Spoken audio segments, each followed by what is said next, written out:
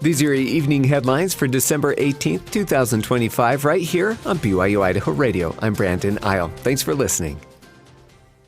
BYU-Idaho held its fall 2025 commencement today with more than 3,300 graduates.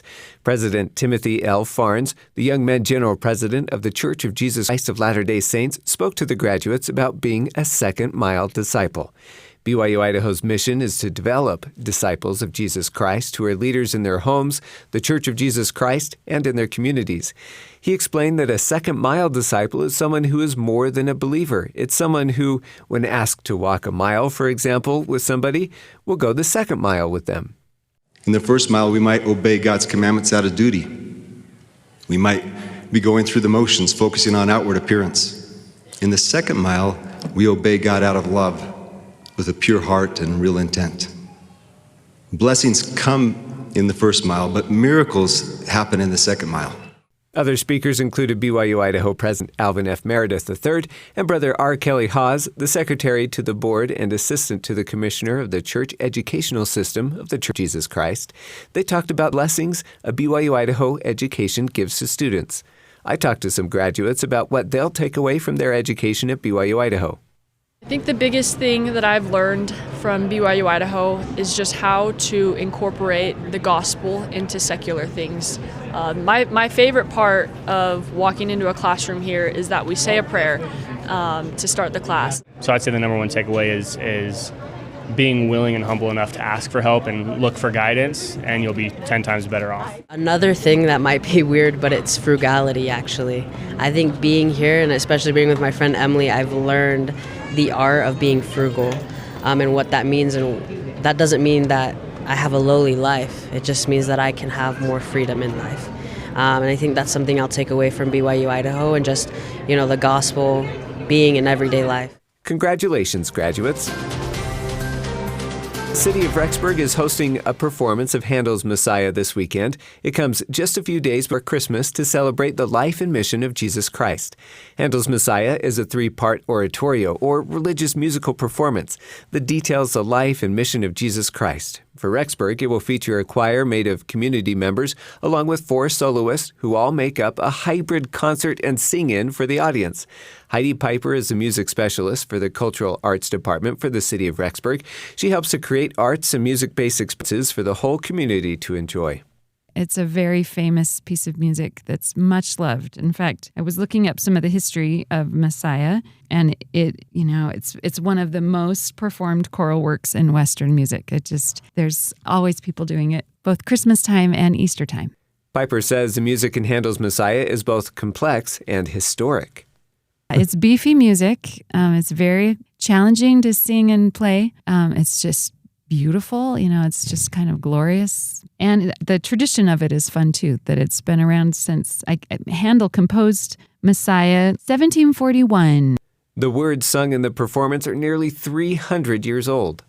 It's a great way to focus on Christ. The text is all from the scriptures, and it's text about Christ's life and mission and premortal existence and his role as the Savior and Messiah. Handel's Messiah is usually a 3-part performance that lasts about 3 hours. The city is only doing highlights of the full show to make it easier for people with kids and larger families. The whole performance is expected to last about an hour. Piper says the show will uplift those who attend. So that all put together, this just feels like in a small way, a really good offering to the Savior. I just love the way that this feels elegant and worshipful and just elevated. And it's a great way to think about the Savior and worship him at his birth. Messiah will start Sunday at 7 p.m. in the Rexburg Tabernacle. Doors open at 6, and admission is free. The Church of Jesus Christ of Latter-day Saints has returned a sacred rock bearing petroglyphs to its original location in northern Utah. The petroglyphs were created by the Fremont people, who are ancestors of the northwestern band of the Shoshone Nation about 1,200 years ago. The 2,500-pound rock was moved to Tremont in Utah in front of the First Ward building about 80 years ago. While the original intent is unknown, Brad Perry, the vice chair of the northwestern band, doesn't blame the people who moved it. I can understand them, looking at that and thinking that wouldn't that be nice to have in our community. Perry says the original location was a spiritual place where families like his ancestors would gather and camp. Ryan Saltzgiver, the history sites curator for the church history department, explains why the church moved the sacred rock. The church really has no legal obligation to do anything like this, but we do have a moral and ethical obligation to care for things like this that are in our possession, and in particular to return those things that are, in this case, very sacred objects to those rightful owners. In 2011, amateur archaeologists used a well-known 1937 rock art survey to discover the rock at the Meeting House and then track down its origin. Over the years, the rock was moved right next to the building and placed in concrete.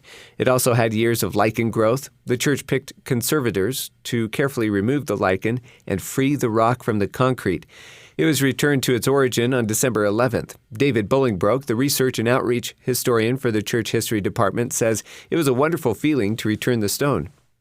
I felt a strong impression that the eyes of our ancestors were upon us in that moment. Shoshone and Latter-day Saint, they were pleased with our efforts to bring this stone back, put it in its rightful place. To ensure its safekeeping, the exact location of the rock will not be disclosed, but it's near the Idaho-Utah border. These have been your BYU-Idaho Radio Evening Headlines for Thursday, December 18th, 2025. Thanks for tuning in. This will be our final Evening Headlines for this year, so tune in again in January. More news, interviews, and great content are available on our podcast feed. Just find BYU Idaho Radio. For BYU Idaho Radio, I'm Brandon Isle.